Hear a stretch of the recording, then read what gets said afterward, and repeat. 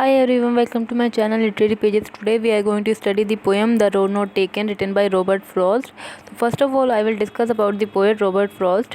Robert Frost की birth हुई थी 26 मार्च 1874 कैलिफोर्निया में. उनकी डेथ हुई थी 1963 में.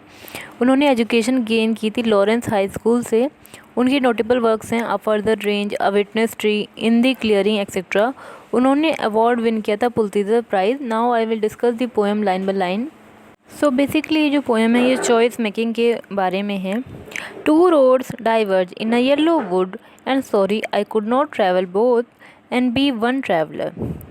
तो येलो वुड जो है वो सिग्निफाई कर रहा है कि ये ऑटम का टाइम है और जो वहाँ के जो पेड़ हैं उनकी जो लीव्स हैं वो येलो कलर की हो गई हैं. डाइवर्ज का मीनिंग है separating.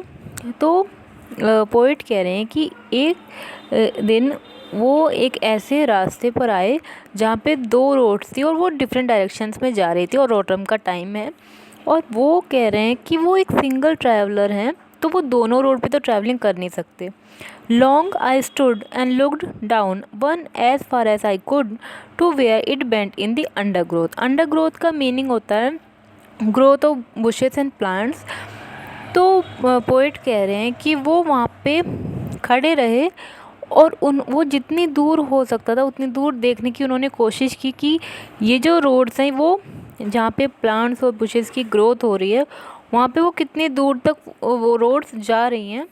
Then took the other as just as fair and having perhaps the better claim because it was grassy and wanted wear.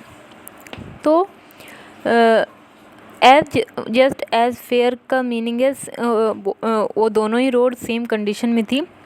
तो पोइट कह रहे हैं कि उन्होंने दूसरी रोड ली जो कि पहली रोड जैसी ही सेम कंडीशन में थी और शायद उस रोड पे उन्हें बेटर अपॉर्चुनिटीज़ मिल सकती थी क्योंकि वो जो रोड थी वो ग्रासी थी, उसमें बहुत सारी ग्रास थी और वांटेड वेयर थी. वांटेड वेयर मतलब had not been use much, वो ज़्यादा यूज़ नहीं हुई थी.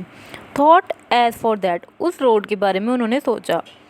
The passing there had worn them really about the same. लेकिन जो दोनों रोड्स थी उन पे इक्वल ट्रैवलिंग हुई थी वहाँ पे. एंड बोथ दैट मोनी equally lay in leaves not steps had trodden black. Trodden black का मतलब होता है क्रश्ड बाय फीट. तो जो उस सुबह दोनों ही जो रोड थी वो इक्वल कंडीशन में थी और उन पे जो लीव्स थी उनको किसी भी ट्रैवलर ने अपने फीट से क्रश नहीं किया था. मतलब दोनों रोड पे इक्वल ट्रैवलिंग हुई थी. Oh I keep the first for another day. और मैंने जो पहली रोड थी उसे दूसरे दिन के लिए रखा और सेकेंड रोड चूज़ कर ली. Yet knowing how way leads on to way I doubted if I should ever come back. और मैं ये जानता था कि कैसे एक रास्ता दूसरे रास्ते से कनेक्ट होता जाएगा और मैं डाउट करता हूँ कि क्या कभी मैं वापस यहाँ पे इस पॉइंट पे आ पाऊँगा उस फर्स्ट रोड को चूज़ करने के लिए. I shall be telling this with a sigh somewhere ages and ages hence. Sigh expression of grief. तो वो बहुत दुख के साथ पोइट बोलते हैं कि कभी मैं समवेयर एजेस एंड एजेस मतलब somewhere in the distant future, कि कभी वो फ्यूचर में बोलेंगे two roads diverge in a wood and I took the one less travelled by. कि कभी वो फ्यूचर में बोलेंगे कि एक पॉइंट पे दो रोड्स डाइवर्ज कर रही थी, डिफरेंट डायरेक्शन में जा रही थी जंगल में और मैंने वो रोड चूज़ कर ली जिस पे लेस ट्रैवलिंग हुई थी. And that has made all the difference. और इसी वजह से जो उनकी लाइफ में डिफरेंसेस हैं वो इसी वजह से हैं. तो कहीं ना कहीं हम ये कह सकते हैं कि पोइट जो हैं अपने डिसीज़न से खुश नहीं हैं, उन्हें अपनी चॉइस मेकिंग अच्छी नहीं लगी. और इस पोएम की थीम है the difficulty of making a choice and significance. For choice determines destiny and a step once taken can not be retraced.